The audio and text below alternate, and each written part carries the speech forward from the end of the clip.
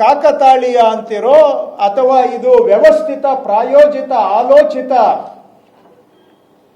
ಅಕ್ರಮ ಅಂತಿರೋ ದರೋಡೆ ಅಂತಿರೋ, ಈ ಜಮೀನು ಯಾವುದು ಡಿನೋಟಿಫಿಕೇಶನ್ ಆಗುತ್ತೆ, ಡಿನೋಟಿಫಿಕೇಶನ್ ಆದ ಕೆಲವೇ ದಿನಗಳಿಗೆ 1 ಎಕರೆ 11 ಗುಂಟೆ ಗಂಗೇನಹಳ್ಳಿ ಸರ್ವೆ ನಂಬರ್ ಕುಮಾರಸ್ವಾಮಿ ಅವರ ಬಾಮೈದ ಹೆಸರಿಗೆ ರಿಜಿಸ್ಟರ್ ಆಗುತ್ತೆ.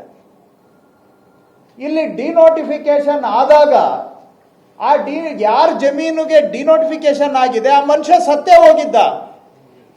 ಕುಮಾರಸ್ವಾಮಿ ಅವರು ಮೈಸೂರು ಪ್ರಕರಣದಲ್ಲಿ ಪ್ರಶ್ನೆ ಮಾಡಿದ್ರಲ್ಲ, ಸತ್ತೋದರ ಹೆಸರಿಗೆ ಹೆಂಗ್ರಿ ಡಿನೋಟಿಫಿಕೇಶನ್ ಮಾಡ್ತೀರಿ ಅಂತ. ಹಾಗಾದ್ರೆ ನಾವು ಕೇಳಲಿಕ್ಕೆ ಬಯಸ್ತೇವೆ, ಸ್ವಾಮಿ ಈ 1 ಎಕರೆ 11 ಗುಂಟೆ ಸತ್ತೋದರ ಹೆಸರಿಗೆ ನೀವ್ ಹೆಂಗೆ ಡಿನೋಟಿಫಿಕೇಶನ್ ಮಾಡಿಸಿದ್ರಿ? ಸತ್ತೋದವರಿಂದ ಫಸ್ಟ್ ನಿಮ್ಮ ಅತ್ತೆ ಹೆಸರಿಗೆ GPA ಮಾಡ್ಕೋತೀರಿ, ನಿಮ್ಮ ಅತ್ತೆಯಿಂದ ಬಾಮೈದನ ಹೆಸರಿಗೆ ಕ್ರಯ ಆಗುತ್ತೆ.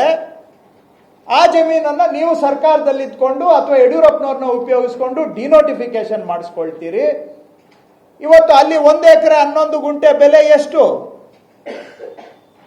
16 ಕೋಟಿ ಬೆಲೆ ಬಾಳುವಂತಹ ಆಸ್ತಿ, BDAಗೆ ಸೇರಿದಂತಹ ಸ್ವತ್ತು, ನಿವೇಶನಗಳ ಮುಖಾಂತರ ಬಡವರಿಗೆ ಸಿಗಬೇಕಾಗಿದ್ದಂತಹ ನಿವೇಶನಗಳನ್ನ ವಂಚನೆ ಮಾಡಿ ಸರ್ಕಾರ ಭೂಸ್ವಾಧೀನ ಮಾಡಿಕೊಂಡು ಮುಗಿಸಿದ್ದಂತಹ ಜಮೀನನ್ನ ಡಿನೋಟಿಫಿಕೇಶನ್ ಮಾಡ್ತೀರಲ್ವಾ?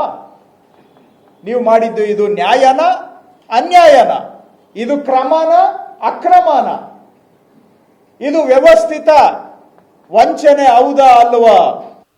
ಮಿಸ್ಟರ್ ಕೃಷ್ಣ ಬೈರೇಗೌಡ, ಒಂದು ಮಾತು ಹೇಳ್ತೀನಿ, ಯಾರನ್ನೋ ಮೆಚ್ಚಿಸ್ಕೊಳ್ಳಿಕ್ಕೆ ಇವೆಲ್ಲ ಇಟ್ಕೊಂಡು ನನ್ನೇನು ಅಲ್ಲಾಡ್ಸೋಕ್ಕಾಗಲ್ಲ.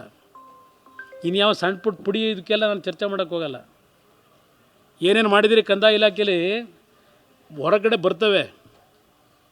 ಏನು ಮಹಾ ಹರಿಶ್ಚಂದ್ರ ಪ್ರಾಮಾಣಿಕ, ಇದ್ಯಾವುದನ್ನೋ ಇಟ್ಕೊಂಡು ಸಾತ್ತಿರೋದು ಇದು. ಇದನ್ನು ಇಟ್ಕೊಂಡು ಆಟ ಆಡೋಕೆ ಹೊರಟಿದ್ದೀರಲ್ವ, ಮಾಡಿ. ಇದ್ಯಾವ ತನಿಖೆ ಮಾಡ್ತೀರೋ ಮಾಡ್ಕೊಳ್ಳಿ. ನಾನು 100 ಬಾರಿ ಹೇಳಿದ್ದೇನೆ, ಯಾವುದಾದ್ರೂ ಒಂದು ಸಣ್ಣ ತಪ್ಪನ್ನು ನನ್ನ ಅಧಿಕಾರ ಅವಧಿ ಮಿಸ್ಯೂಸ್ ಮಾಡ್ಕೊಂಡು ಮಾಡಿರ್ತಕ್ಕಂಥದ್ದು ಹೊರಗಡೆ ಬಂದರೆ, 2 ಬಾರಿ ಮುಖ್ಯಮಂತ್ರಿಯಾಗಿ 5 ಸೆಕೆಂಡು ರಾಜಕಾರಣದಲ್ಲಿ ಇರಲ್ಲ ನಾನು. ಈ ಥರ ಅಯ್ಯೋ ಸಂಗೊಳ್ಳಿ ರಾಯಣ್ಣನ ಹಿಡ್ಕೊಟ್ಟವರು, ಕೊಲೆ ಮಾಡಿದವರು, ಸಾಯಿಸ್ಬಿಟ್ಟವರು ನಮ್ಮರೇ ದಿನ ಭಾಷಣ.